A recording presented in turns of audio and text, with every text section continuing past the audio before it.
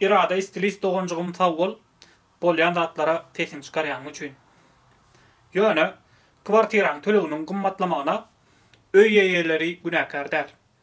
Oňa Türkmenistanyň hökümeti günäkär. Meselem Türkiýany alsak, Türkiýede kwartiralar gymmat.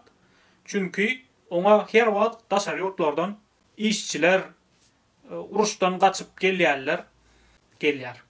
Her ýylda 2-3 milyon.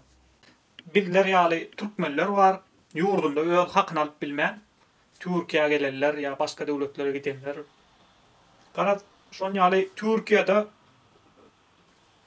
kwartiralaryň gymmatlamagyna kän tatlar täsir edýär.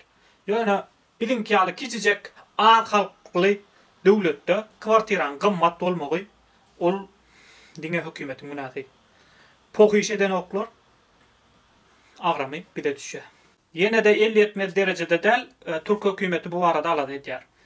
Bizim hökümetimiz dollaryň bahasyny bankdaky 3 manat 50 tengeden alt etse gymmat 20 manatdan goýdy.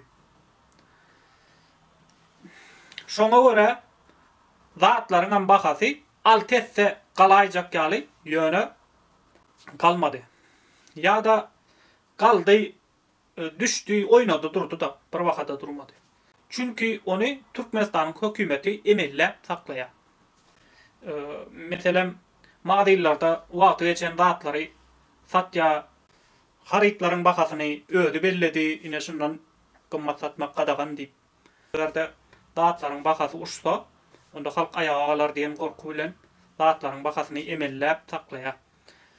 Ýöne barbar oňa udak wagt zatlaryň bahasyny emellep saklamak başardanok. Çünki ýurtda önüm önünok. Ýurtda önüm öndürjek işçi güýjimiz ýurt daşyna gaçyp dur. 18 ýaşdan 60 ýaşa çelli işe ýaraýjak adamlar hemmesi ýurt daşyna gaçýar. Şoňa görä biz daşardan import önümleri almaly bolýar. Olar dollarda we gymmat gelýär. Ýağ diýdiň, un diýdiň, özümiz dönýänem bar, ýurt daşyndan gelýän köpet başlatda sebäbi bizde önün ok.